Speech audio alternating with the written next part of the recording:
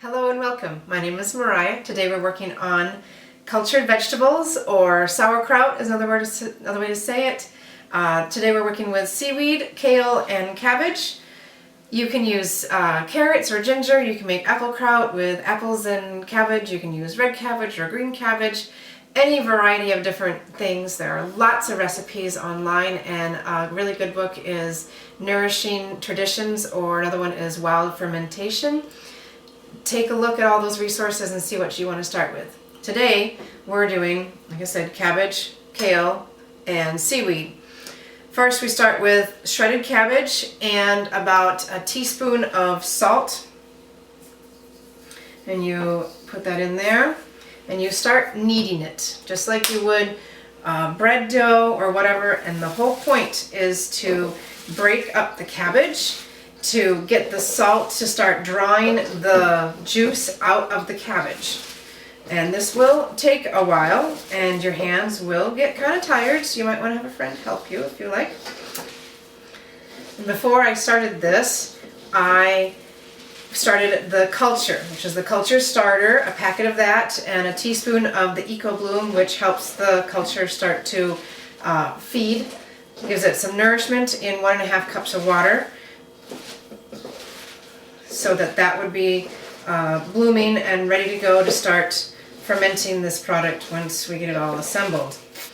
And now we have our cabbage down into looking really moist, and it's broken down in size and it's wet. You can actually see the water coming out of it like that. That's what you want to start your sauerkraut. So we will add our kale, our seaweed and dill seed for flavoring, and our 1.5 cups of water with the culture starter and the Eco Bloom.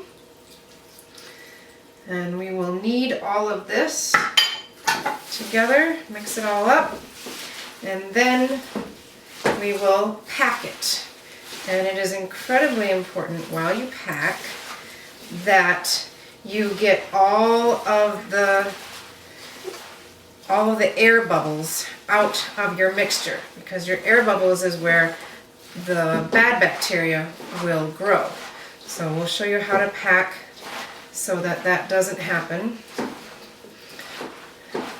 So how we're all nice and mixed up and we're still juicy, it hasn't soaked up anything.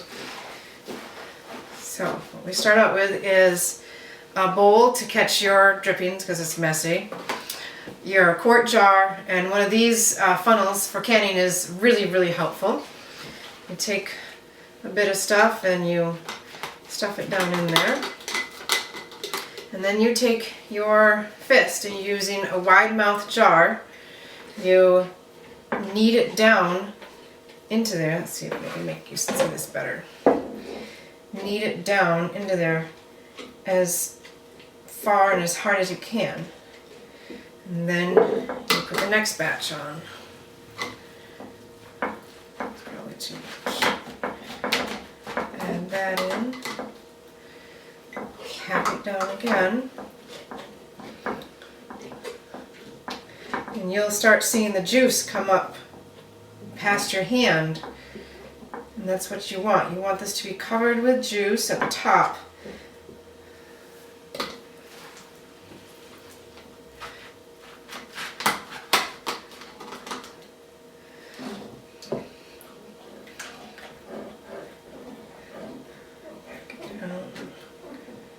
Squeeze, push, one more batch.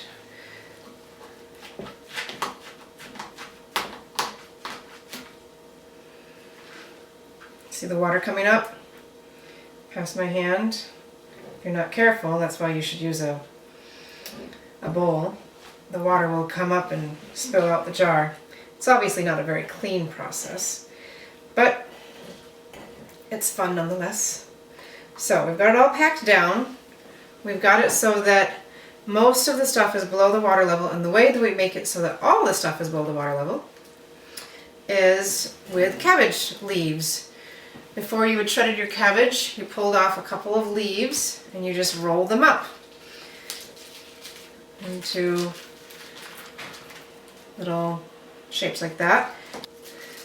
So you use these cabbage leaves to push down the sauerkraut, and it helps push up the water. See how it does that? So that you make sure that the water is above the kraut.